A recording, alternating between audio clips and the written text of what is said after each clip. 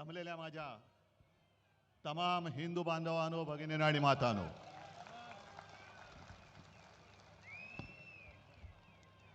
निवडणुकीच्या निकालानंतर पहिल्यांदाच आपण असे समोरासमोर भेटतो आहोत. आजपर्यंत 23 जानेवारी हा शिवसेना प्रमुखांचा, हिंदू हृदय सम्राटांचा जन्मदिवस आपण षण्मुखानंद हॉलमध्ये करत होतो. पण 2 महिन्यापूर्वी जो काही निवडणुकांचा निकाल लागला, मला तर काय पटलेलं नाही. तुम्हाला पटलाय का? आणि मध्ये अब्दाली येऊन गेले. कोण? अमित शहा. आणि त्यांनी सांगितलं की महाराष्ट्रातला हा विजय उद्धव ठाकरेंना त्यांची जागा दाखवणार आहे. ठीक आहे अमित शहाजी, जखमी वाघ काय असतो आणि त्याचा पंजा काय करतो ते तुम्हाला येत्या भविष्यात दिसेल. मराठी माणसाच्या नादी लागू नका. जिथे औरंगजेबाला झुकवलं तिकडे अमित शहा काय कोणती झाड की पत्ती आहे. पण मी मुद्दामून आज ही जाहीर सभा घेतली कारण एकदा कळू तरी द्या माझ्यासोबत आहेत तरी कोण, किती लोक राहिलेत. पहिलं मी तुम्हाला विचारतोय, तुमचा सगळ्यांचा माझ्यावरती विश्वास आहे की नाही? कारण अमित शहा, तुम्ही माझी जागा ठरवू शकत नाही. माझी जागा ठरवणारी ही माझी अस्सल शिवसेना प्रमुखांनी दिलेली वडलोपार्जित संपत्ती आहे. आणि जे शिवसेना प्रमुख बोलायचे की जोपर्यंत तुम्ही शिवसैनिक आहात तोपर्यंत मी शिवसेना प्रमुख आहे, तेच मी सांगतोय की जोपर्यंत तुम्ही शिवसैनिक आहात तोपर्यंत मी तुमचा पक्ष प्रमुख आहे. गद्दारांनी वार केले तर उद्धव ठाकरे संपणार नाही. गद्दारांना गाडूनच मी संपेन. पण ज्या दिवशी माझा एक जरी निष्ठावंत शिवसैनिक बोलला, उद्धव तू बाळासाहेबांचे विचार सोडलेस, बाजूला हो, त्या क्षणी जसं मी मुख्यमंत्री पद सोडलं तसं मी माझं पक्षप्रमुख पद सोडल्याशिवाय राहणार नाही. आणि मला खात्री आहे की ज्या पद्धतीने संपूर्ण महाराष्ट्र मला त्यांच्या परिवारातला एक सदस्य मानतो, मला त्यांचा कुटुंब प्रमुख मानतो, तो माझा महाराष्ट्र, तो माझा मुंबईकर एवढा निष्ठुरपणे, एवढा निर्दयतेने माझ्याशी आणि जीवाला जीव देणाऱ्या शिवसेनेशी वागू शकत नाही. ठीक आहे, हार जीत होत असते, पण मुळामध्ये हा विजय जसा पराभव आम्हाला धक्का देणार होता तसा विजय सुद्धा भाजपच्या अनेक लोकांना अजून पचत नाही की आपण जिंकलो कसे. काहीतरी गडबड घोटाळा नक्की आहे, ईव्हीएमचा तर नक्कीच आहे. पण एक साधा प्रश्न आहे की ज्या अमित शहानी संपूर्ण सरकारी यंत्रणा वापरून 2.5 वर्ष आपल्या महाराष्ट्रावरती घटनाबाह्य सरकार लादलं, ते असा तसा महाराष्ट्र आपल्या हातातून सुटू देतील?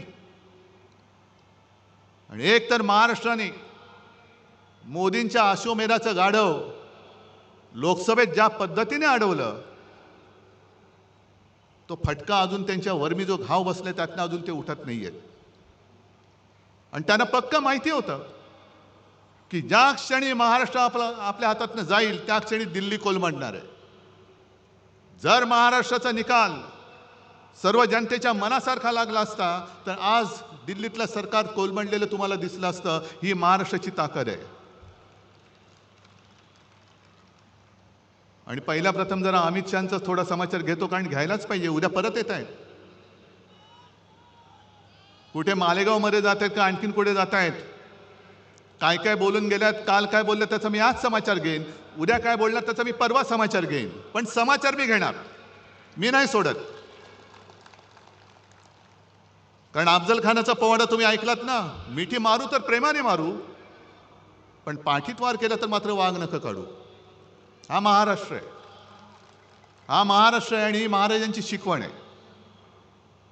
अमित शहाजी, तुम्ही जे काय बोललात की शरद पवारांना त्यांनी जी काय दगाबाजी केली होती 78 साली, त्यानं 20 फूट जमिनीच्या आत गाडले. आता 78 साली माझं वय काय होतं, अमित शहाचं वय काय होतं, पण त्यांना ही कल्पना नसेल की 78 साली शरद पवारांनी जो काही पुलोदचा प्रयोग केला होता आणि ती जी काय दगाबाजी केली होती, त्या दगाबाजीमध्ये जनता पक्ष म्हणून भारतीय जनता पक्ष सुद्धा सामील होता. आणि त्यांच्या हसू अडवाणी नावाचा इसम माणूस जे आपले चेंबूरमधून निवडून यायचे, ते त्या पुलोदच्या दगाबाजी केलेल्या सरकारमध्ये मंत्री होते. म्हणजे दगाबाजीचं राजकारण तुम्ही सुरू केले, खतपाणी तुम्ही घालताय. अगदी सुरुवात करायची झाली तर कुठून करता येईल, मला एवढ्या मागे जायची आवश्यकता नाही. श्यामाप्रसाद मुखर्जींपासून सगळं काढता येईल. जनता पक्ष सुद्धा जो इंदिरा गांधींच्या हुकुमशाहीच्या विरोधात, आणीबाणीच्या विरोधात निवडून आला होता, जनतेने निवडून दिला होता, तो जनता पक्ष सुद्धा फोडण्यामध्ये तेव्हाचा जनसंघ हा आघाडीवरती होता. ही दगाबाजीची बीज ही अमित शहाजी तुमच्यामध्ये आहेत, तुमच्यामध्ये, आमच्यामध्ये नाही. दगाबाजी महाराष्ट्र कधी करू शकत नाही. पण मधल्या काळात तो जो काही त्यांनी प्रचार केला, एक असं म्हटलं जातं, मी बीकेसीच्या सभेमध्ये म्हटलं होतं की पंकजा मुंडे त्या सगळ्या विधानसभेच्या काळात बोलल्या होत्या की भाजपचं सगळं वेगळं असतं बाबा. बाहेरच्या राज्यातून 90,000 लोक आणलेत, तेव्हा गुजरातमधनं आणलेत. मग काही जण असं म्हणतात की ते RSSचे कार्यकर्ते होते. म्हटलं ठीक आहे, असतील, पण आता ते 90,000 कुठे गेले? समजा जो शिवसैनिक आपत्ती काळामध्ये मुंबईकराच्या जीवाला जीव देतो, धावून जातो, जीव वाचवतो, ते 90,000 जे काय RSSचे असतील तर कार्यकर्ते आता धावून येतील? मग मुलाला शाळेत ॲडमिशन पाहिजे, कुठे काहीतरी दंगली झाल्यात, रुग्णाला हॉस्पिटलमध्ये ॲडमिट करायचंय, रक्त पाहिजे, RSS वाले देतील? 90,000 लोक जी काय बाहेरून सगळी उपरी आणली होती, त्याच्यापैकी एक तरी माणूस रक्तदान करेल की गोमूत्रदान करेल, हे तुम्ही विचारा. कारण ते करू शकतात. अत्यवस्थ जर का रुग्ण असेल, त्याला रक्त पाहिजे असेल, शिवसेनेकडे आला तर शिवसैनिक जर का ग्रुप मॅच होत असेल तर तो त्याची जात पात पंथ न बघता रक्तदान करून टाकेल आणि त्याचा जीव वाचवेल. पण जर ते 90,000 कार्यकर्ते संघाचे असतील आणि त्यांना सांगितलं की अत्यवस्थ आहे, रक्त पाहिजे, रक्त नाही, आम्ही गोमूत्र देतो. कारण आता 1-2 दिवसापूर्वी बातमी मी वाचली, तुम्ही पण वाचली असाल. मद्रासमध्ये IITचे जे संचालक आहे व्ही कामकोटी, त्यांनी स्वतः म्हटले, IITचे संचालक, आणि त्यांनी म्हटले की ते तापाने फणफणत होते तेव्हा गोमूत्र पिऊन ते बरे झाले. धन्य आहे त्यांची. अशी माणसं शिकतात कशी, नेमकं शिकतात काय?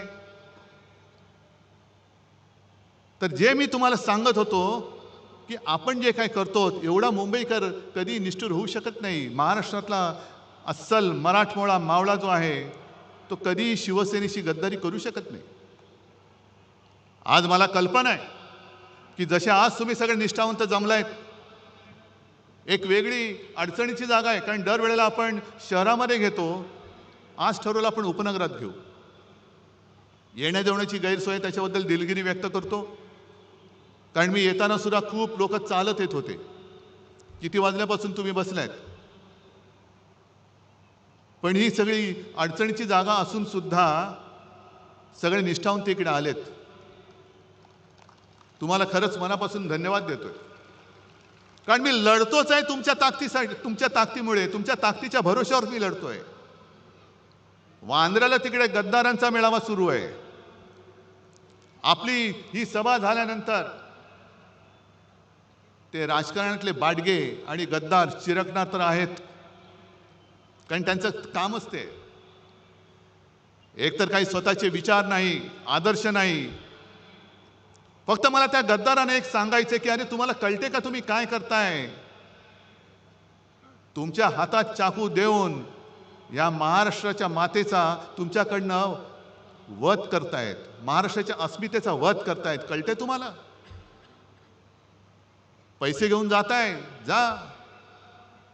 आज कदाचित तुम्ही जिंकला असं तुम्हाला वाटत असेल, पण दोघांमधला फरक, आज आम्ही हरलो तरी सुद्धा जनता ज्या पद्धतीने माझं स्वागत करते कुठेही गेलं तरी, आणि सांगते, हळहळतात की उद्धवजी असं नाही व्हायला पाहिजे, आम्ही शिवसेनेला मत दिलेलं आहे. गद्दार जिंकले असतील कारण त्याने जिंकवणारे अमित शहा तिकडे बसलेत, संपूर्ण बेकायदेशीररित्याने सरकारी यंत्रणा वापरल्या, निवडणूक आयोग वापरला.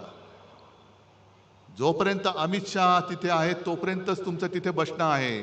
एकदा का महापालिका निवडणुका होऊ द्या, मग यांची काय विल्हेवाट लागते ते बघा. आणि आत्ताही दिसायला लागले. म्हणजे ज्या पद्धतीने जी वागणूक 2.5 वर्ष यांना मिळत होती मुख्यमंत्री म्हणून, आता बसायचं तर बसा, नाही तर गावी निघून जा. मग ते लहान मुलांचं गाणं मला आठवतंय, रुसूबाई रुसू गावात बसू, नाही काय कोपऱ्यात बसू. तसं यांचं झालंय. पाहिजे ते मंत्रीपद देत नाही, रुसले, गेले गावी. डावसला नेलं नाही, गेले गावी. खुर्ची बाजूला ठेवली नाही, गेले गावी. म्हणजे रुसूबाई रुसू, गावात जाऊन बसू. पण आता डोळ्यातले आसू दिसायला लागलेत तुमच्या. आणि आम्हाला हिंदुत्व शिकवत आहेत. मी जे तुम्हाला सांगत होतो की ज्या पद्धतीने, एक गोष्ट नक्की आहे की लोकसभा निवडणुकीनंतर आपण नाही म्हटलं तरी एक थोडंसं भ्रमात राहिलो, हे सत्य मानलं पाहिजे आपण. आपल्याला असं वाटलं की अरे यांचं गाढव आता अडवलंय, आता विधानसभा जिंकलीच, आणि थोडं नाही म्हटलं तरी आपण गाफील राहिलो. आणि त्या गाफीलपणाचा गैरफायदा हा त्यांनी घेतला. पण त्या काळामध्ये त्यांनी जो काही एक अपप्रचार केला, म्हणजे मी नेहमी जे बोलतो, लोकसभा आणि महाराष्ट्राच्या विधानसभेच्या वेळेला मी जमलेल्या माझ्या तमाम हिंदू बांधवांनो, भगिनींनो आणि मातांनो हे बोलायच्या ऐवजी मी जमलेल्या माझ्या तमाम देशभक्त बांधवांनो, भगिनींनो आणि मातांनो आणि महाराष्ट्रप्रेमी बांधवांनो, भगिनींनो आणि मातांनो बोलत होतो. काय चूक आहे त्याच्यात? काय हिंदू देशप्रेमी नाहीये? काय हिंदू महाराष्ट्र भक्त नाहीये? आम्ही मराठी आहोत, पण आम्ही सुद्धा हिंदूच आहोत. पण ह्यांनी जो काय घरोघरामध्ये जाऊन प्रचार केला की उद्धव ठाकरेंनी हिंदुत्व सोडलं, काय मी सोडलं? तुम्हाला जर का वाटत असेल सांगा मला की होय तुम्ही हिंदुत्व सोडलं, सांगा तुम्ही मला. उलटा अनिल देसाईंना विचारा, अनिल देसाईंच्या सभेमध्ये ती चिता कॅम्पमध्ये सभा घेतली होती, अशीच गर्दी उसळली होती, चौफेर गर्दी होती. 90% जास्त लोक तिकडे मुसलमान होते. आणि साहजिकच मी हिंदीमध्ये भाषण केलं, आणि त्या भाषणात मी त्या तमाम मुसलमानांना विचारलं की क्या आपको लगता है मैंने हिंदुत्व छोड़ा है? त्यांनी सांगितलं नाही. आणि मग मी पुढचा प्रश्न विचारला, मग माझं हिंदुत्व तुम्हाला मान्य आहे की नाही? आणि त्यांनी सगळ्यांनी हात वर करून सांगितलं की आम्हाला मान्य आहे, आम्हाला मान्य आहे. कुठे सोडलं मी हिंदुत्व? एक कुठेतरी बातमी छापून आणली त्यांनी, आणि उद्धव ठाकरेंनी 92-93 साली जे काय घडलं त्याच्याबद्दल माफी मागितली. कधी माफी मागितली? कोणाकडे माफी मागितली? काय वाटेल ते बोलायचं. पण माफी मागितली हे जर का खरं असेल तर माफी कोणी मागितली होती? माफी उद्धव ठाकरेंनी नव्हती मागितली, माफी अटल बिहारी वाजपेयींनी मागितली होती. आणि जे बाबरी पाडली, it was a terrible mistake, हे उद्धव ठाकरे नव्हते बोलले. उद्धव ठाकरे बोलला नव्हता, लालकृष्ण अडवाणी बोलले होते. मग जा अमित शहा, जा, अडवाणी जे आहेत अजून, अटलजींना तर तुम्ही केव्हाच गुंडाळून टाकले, अडवाणींना सुद्धा तुम्ही बाजूला करून टाकले. पण माफी मी नव्हती मागितली. नवाज शरीफच्या वाढदिवसाचा केक उद्धव ठाकरेंना नव्हे तर तुमच्या आत्ताच्या नरेंद्रभाई मोदींनी खाल्ला होता. अगदी माझ्या आजूबाजूला मुस्लिम कुटुंब राहायची. ईदच्या दिवशी त्यांच्या घरनं मला जेवण यायचं आणि त्यांच्या ताज्या खाल्लं मी जायचो. हे उद्धव ठाकरे नव्हता म्हणाला, हे नरेंद्र मोदी बोलले होते. किती काढू? माझ्या फोनमध्ये 100च्या वरती फोटो आहेत. सगळे जण टोप्या घालून बसलेत. मोहन भागवत मशिदीमध्ये गेले होते, उद्धव ठाकरे गेलेले नाहीत. आणि दगाबाजीचा तुम्ही जो काही उल्लेख केलात, हिंदुत्व तुम्ही आम्हाला शिकवताय. उद्या 26 जानेवारी आहे, प्रजासत्ताक दिन. आपल्या देशाचा तिरंगा आहे, त्या तिरंग्यामध्ये सुद्धा हिरवा आहे. जो तिरंगा तुम्ही अनेक वर्ष स्वातंत्र्यानंतर सुद्धा तुमच्या कार्यालयावरती लावत नव्हतात, आणि तुम्ही जर का आम्हाला हिंदुत्व शिकवत असाल तर आमचा झेंडा हा छत्रपती शिवरायांचा भगवा आहे, ज्याला डाग लावण्याचा तुम्ही प्रयत्न केलात. आम्ही तर देशप्रेमी मुसलमानांना आमचे मानतोच म्हणून तर ते आमच्या सोबत आलेत. पण देशप्रेमी मुसलमानांनी तुमच्या विरोधात आमचं हिंदुत्व मान्य करून आम्हाला मतदान केलं म्हणून तुमच्या पोटात एवढा जर का पोटशूळ असेल, आणि तुम्हाला जर का इस्लामचा आणि सर्व देशप्रेमी मुसलमानांचा सुद्धा द्वेष असेल, तर अमित शहाला मी जाहीर आव्हान देतोय, तुम्ही तुमच्या भाजपच्या झेंड्यामधला हिरवा काढून दाखवा. दाखवा, तो काढा, पहिला हिरवा काढा आणि मग आम्हाला हिंदुत्व शिकवा. आम्हाला हिंदुत्व शिकवायचं. अरे पहिली पोट निवडणूक जी काय पार्लेची लढली होती 1987 साली, ही पहिली पोट निवडणूक जी मी मानतो की सर्व देशातल्या निवडणुकीच्या इतिहासात हिंदुत्वावरती लढलेले नव्हे तर हिंदुत्वावरती जिंकलेली निवडणूक होती. आणि तेव्हा शिवसेना प्रमुखांनी दाखवून दिलं की हिंदू सुद्धा मतदान करून निवडणूक जिंकून देऊ शकतात. मग काढा इतिहास. शिवसेनेसोबत कोण होतं आणि शिवसेनेच्या विरोधात कोण होतं? किती साली? 1987 साली. त्यावेळेला शिवसेना आणि काँग्रेस, शिवसेनेचे डॉक्टर रमेश प्रभू आणि काँग्रेसकडनं प्रभाकर कुंटे, हिंदुत्वाचा प्रचार तुफान झाला. हे आता तुम्ही दाखवलं ना, दादा कोंडके वगैरे, तेव्हा तर फार जोमात होते. गुजरातमध्ये शंभू महाराज येत होते. आणि त्याही वेळेच्या भाषणामध्ये शिवसेना प्रमुखांची स्पष्ट भाषणं आहेत.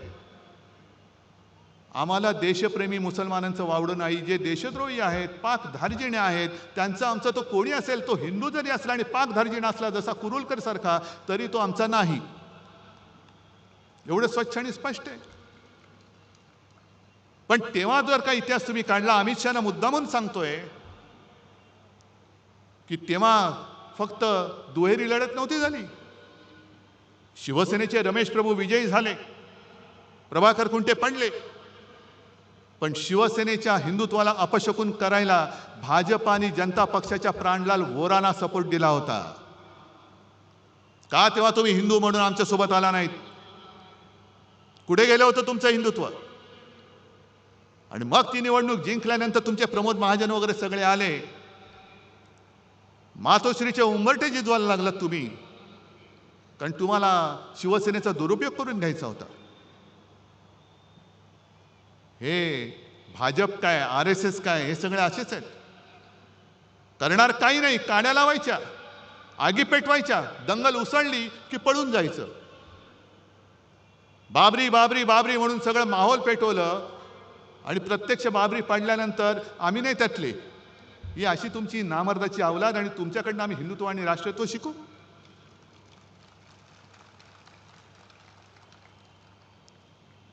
आणि तीच ती निवडणूक होती. हिंदुत्वाच्या मुद्द्यावरती शिवसेना प्रमुखांचा आणि नंतर सुभाष देसाईंचा पण त्या निवडणुकीत शिवसेना प्रमुखांचा मतदानाचा अधिकार काढून घेण्यात आला. तीच ती निवडणूक होती ज्याच्यामुळे शिवसेना प्रमुखांना आयुष्यात कधी निवडणूक लढणारच नव्हते, पण त्यांना निवडणूक लढवण्यापासून 6 वर्ष लांब ठेवण्यात आलं. आणि तो निर्णय अंमलात आणला तेव्हा काँग्रेसचं सरकार नव्हतं, अटल बिहारी वाजपेयींचं सरकार होतं. आणि आज तुम्ही आम्हाला बाळासाहेबांचं प्रेम शिकवताय. हे खरं आहे की 2000 साली छगन भुजबळ इथले गृहमंत्री असताना त्यांनी शिवसेना प्रमुखांच्या अटकेचा प्रयत्न केला होता. नंतर सगळं मिटलं, ते स्वतः घरी आले, सगळं झालं. पण ते जेव्हा अटक करायला निघाले होते तेव्हा अडवाणी, जर मी विसरलो नसेन तर देशाचे उपपंतप्रधान होते, गृहमंत्री होते.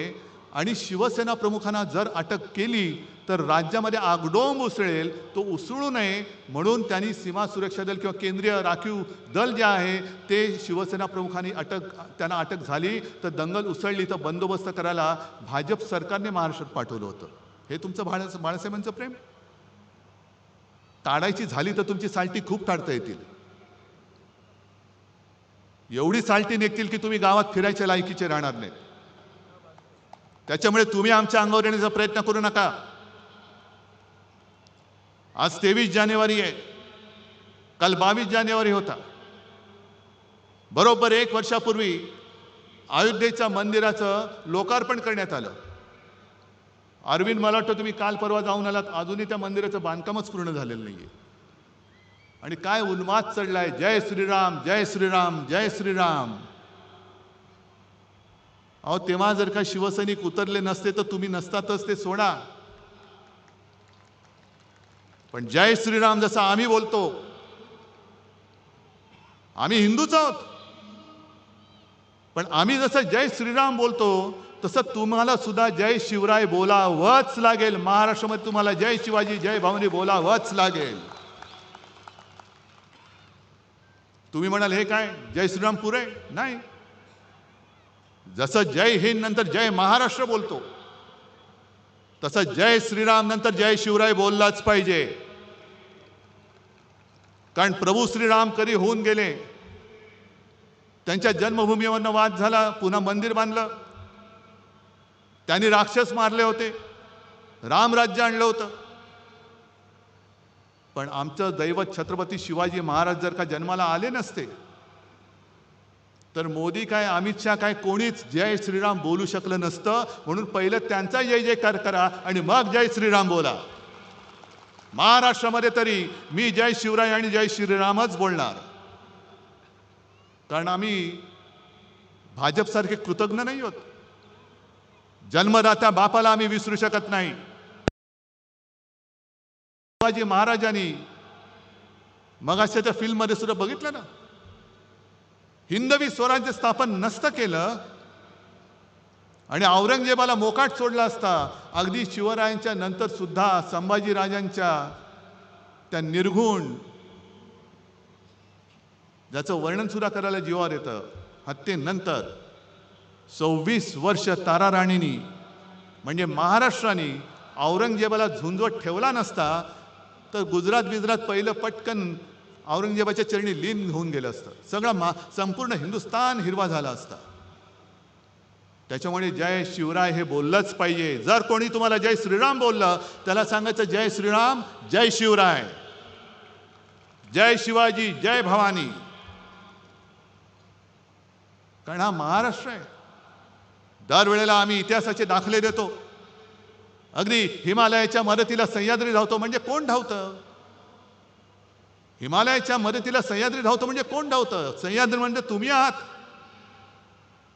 ज्या सह्याद्रीने छत्रपती शिवरायांना, जसं बाबासाहेब पुरंदरेंच्या त्या सगळ्या शिवराज्याभिषेक किंवा शिवछत्रपती त्या आहे ना महानाट्यामध्ये, तो सह्याद्री त्यांना सांगतोय की माझ्या कानाड दडा, माझ्या छातीवरती खेळा. म्हणजे त्यांनी संपूर्ण सह्याद्रीचा वापर हा लढाईसाठी करून दिला. सह्याद्री होता, कडेकपारे होत्या आणि त्या कडेकपाऱ्या होत्या म्हणून अफजल खानाचा पुतळा निघाला. कारण ही सगळं वीरश्री जी आहे ती महाराष्ट्राच्या मातीच्या कणाकणामध्ये. नुसती एक निवडणूक तुम्ही जिंकला असेल तुम्हाला वाटत असेल म्हणून महाराष्ट्र नाही संपत. ते बघितलं ना इतिहास, सगळे गड किल्ले मिर्झा राजे जयसिंग हिंदूच, हेच आपलं दुर्दैव. आपल्याला हे उपरे नाही हरवू शकत, पण आपल्यातले गद्दारच जे आज आपल्यावरती त्यांनी पैसे देऊन वगैरे लालूच दाखवून फोडलेत, तेच आपल्यावरती सोडलेत आणि तेच आपल्या अंगावरती वार करतायत. मिर्झा राजा जयसिंग सुद्धा हिंदूच होता, पण मी म्हणेन गद्दार होता. आणि त्या गद्दारीला शेवटी काय करणार, एवढं प्रचंड सैन्य घेऊन आला. छत्रपती शिवाजी महाराजांना सुद्धा आग्र्याला जावं लागलं. सगळ्यांना वाटलं असेल अगदी तेव्हा जर का गोदी मीडिया असता तर सांगितलं असतं की खतम, सगळं हिंदुत्व वगैरे काही नाही, शिवाजी महाराजांचा काळ संपला, सगळं त्यांनी सांगितलं असतं. पण त्याच्यानंतर सुटून येऊन औरंगजेबाच्या छाताडावरती हिंदवी स्वराज्याचा भगवा रोवणारा हा महाराष्ट्र आहे, हे अमित शहाने विसरू नये.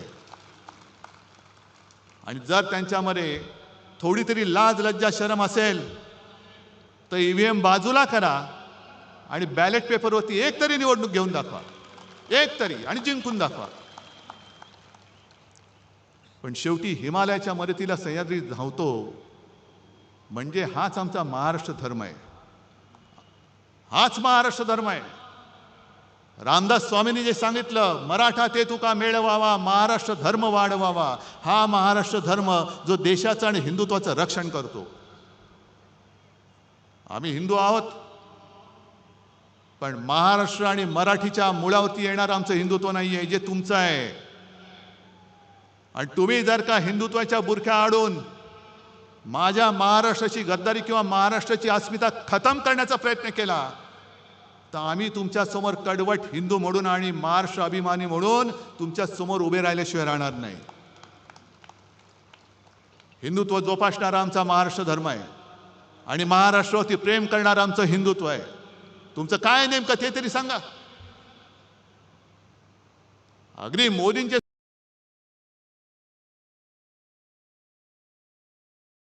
सुद्धा मोदींच्या मुलाखती आहेत, जो हिंदू इस्लाम का द्वेष करता है वो हिंदू नहीं हो सकता है, हे मोदी बोलतायत. मोहन भागवतांचे व्हिडिओ माझ्याकडे मशिदीत जाऊन बसलेत. मोदीजी मध्ये आले होते, पोळ्या लाटून गेले. मग हे जर का तुमचं असं असेल तर एक काहीतरी ठरवा, जसं आम्ही सांगतोय. मागे मी एक उदाहरण दिलं होतं, काश्मीरमधला तो जो एक गनमॅन होता औरंगजेब, ज्याला आपल्या सेनेनी म्हणजे देशाच्या सेनेनी शौर्य पदक दिलं. का दिलं? तर अतिरेक्यांशी लढला. त्याच्यानंतर तो सुट्टी घेऊन घरी चालला होता. घरी जाताना त्याचं अपहरण केलं गेलं आणि त्याला मारला, अतिरेक्यांनी मारला. आणि मी तेव्हा असं म्हटलं होतं की तो नावाने औरंगजेब होता, तो औरंगजेब वेगळा आणि हा औरंगजेब वेगळा. देशासाठी जो शहीद झाला तो औरंगजेब असला तरी आमचा भाऊ आहे, हे मी बोललो तर काय चुकलं होतं माझं? आणि त्याचे दोन्ही भाऊ सुद्धा सैन्यामध्ये सामील झालेत. असे अनेक मुसलमान आहेत, अनेक ख्रिश्चन्स आहेत, बौद्ध बांधव आहेत, शीख आहेत, ज्यांना हे ढोंगी हिंदुत्व मान्य नाहीये. ज्याला मी बुरसटलेलं गोमूत्रधारी हिंदुत्व म्हणतो ते भाजपचं आहे. आमचं हिंदुत्व हे स्वच्छ आहे, आमचं हिंदुत्व हे सुधारणावादी आहे, आमचं हिंदुत्व हे राष्ट्रीयत्व आहे. मग अमित शहाना सांगायचे तुमच्या एकदा हिंदुत्वाची व्याख्या काय आहे हे सगळ्यांना एकदा नीट सांगा. आणि शिवसेना प्रमुख 2012 साली आपल्यातनं गेले असं त्यांना वाटतंय. आणि तुम्ही सगळेजण त्यावेळेचे सगळे सैनिक आहात. 2014 साली उद्धव ठाकरेंनी युती तोडली नव्हती, भारतीय जनता पक्षाने शिवसेनेची युती तोडली होती. काय मी सोडलं होतं तेव्हा? शेवटचे 2 दिवस राहिले होते. अचानक बेसावध आहे असं समजून एकनाथ खडसेंनी फोन केला मला आणि सांगितलं की उद्धवजी आता आपली युती राहत नाही, वरनं आदेश आलाय. म्हटलं कोणाचा? नाही, उपरवाला, तो दिसतच नाही, की आता युती राहणं कठीण आहे. मग तेव्हा आम्ही कोण होतो? तेव्हा मी काय आत्ता जसं हिंदुत्व सोडलेलं नाही. अरे प्रबोधनकारांचा नातू आणि शिवसेना प्रमुख हिंदू हृदय सम्राटांचा पुत्र हा हिंदुत्व सोडू शकेल? पण जसं मी हिंदू अभिमानी आहे तसाच मी माझ्या मातृभाषेचा, महाराष्ट्राचा आणि मराठीचा सुद्धा अभिमान आहे, कडवट अभिमानी आहे. प्रेमाने वागाल तर तुम्हाला उचलून देऊ, पण कपटाने वागाल तो उचलून आपटू, तर उचलून आपटू आम्ही. आणि आम्ही म्हणजे काय RSS किंवा भाजपवाले नाही आहोत की मरायला तुम्ही आणि सगळं झालं का मिरवायला आम्ही. अशी शिवसेनेची शिकवण नाही आहे. आणि म्हणून आजचा हा जो काही दिवस आहे हा फार महत्त्वाचा आहे. गेले 2 महिने झाले एक तर बहुमताचं सरकार आलं कसं या धक्क्यातून बाहेर येत नव्हते. आणि आल्यानंतर जो काही गोंधळ चाललेला आहे, पालकमंत्री कोण ठरत नाही. पालकमंत्री ठरले त्याच्यावरनं धुसफूस. मग मला पालकमंत्री व्हायचंय, मला पालकमंत्री व्हायचंय. रस्त्यावरती काय उतरतायत, ते टायर काय जाळतायत आणि हे म्हणे बाळासाहेबांचे सैनिक. सगळं तुमचं सगळं जे काय होतं नव्हतं ते उघडं पडलेलं आहे आता. लाज लज्जा शरम असेल तर जनतेने गेट आऊट सांगण्याच्या आधी तुम्ही स्वतःहून निघून गेलं तर बरं आहे. कारण एखादा मंत्री, पालकमंत्री, एखादा मंत्री म्हणजे काय त्याची कुवत, सगळे भ्रष्टाचाराचे आरोप झालेले सुद्धा आता मंत्री म्हणून बसतायत आणि त्याच्यावरती तुम्ही इमले बांधताय. अमित शहाजी 20 फूट नीचे गाडा है. अरे ठीक आहे, जेवढं खोल जाऊ ना तेवढी मुळं आमची खोल जातील आणि मग वर काय उगवेल तेव्हा बघा. वर काय उगवते ते बघा. एक तर उद्धव ठाकरेची जागा तुम्ही ठरवताना तुमची जागा काय होती आणि त्या जागेतून शिवसेना प्रमुखांनी तुम्हाला बाहेर कसं काढलं हे पहिलं आठवा. आज तुम्हाला मी खरंच सगळ्यांना मनापासून धन्यवाद देतोय.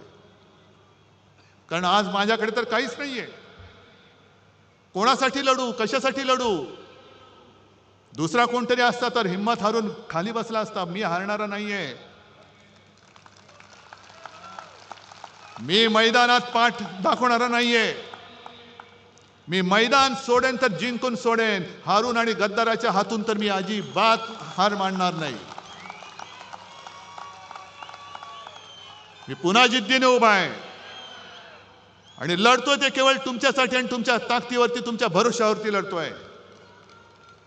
जे जात आहेत रोज उद्धव ठाकरेंना धक्का. अरे एवढे सगळे तुम्ही भाडोत्री घेतलात तरी सुद्धा तुमचं अजूनही काही भूक भागत नाही.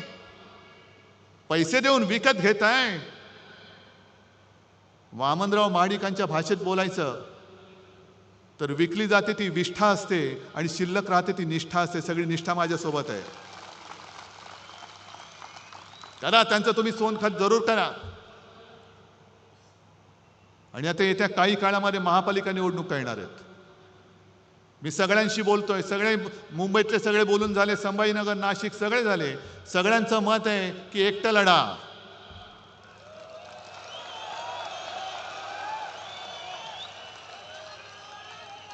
ताकद आहे. अमित शहाना जागा दाखवणार आहात. ठीक आहे, अजून निवडणूक जाहीर झालेली नाही, पण मला तुमची जिद्द बघू द्या, तुमची तयारी बघू द्या. ज्या भ्रमात आपण राहिलो तो पहिला त्या भ्रमातनं बाहेर या. आणि ज्या क्षणी माझी खात्री पटेल आपली तयारी झाले, मी कार्यकर्त्यांच्या मनाप्रमाणे निर्णय घेतल्याशिवाय राहणार नाही. पण या वेळेला मला सूड उगवून पाहिजे. सूड, सूड आणि सूड. होय सूड. जो महाराष्ट्राच्या पाठीत वार करतो, जो मराठी आईच्या कुशीवरती वार करतो, तो गद्दार आणि त्या गद्दाराचा वरद हस्त मला महाराष्ट्रामध्ये दिसता कामा नये. आणि जर तुम्ही सगळे शपथ घेऊन सांगत असाल तर जेव्हा वेळ येईल तेव्हा मी एकटा लढण्याचा निर्णय नक्की घेतल्याशिवाय राहणार नाही. आज परत एकदा सगळ्यांना धन्यवाद देतो.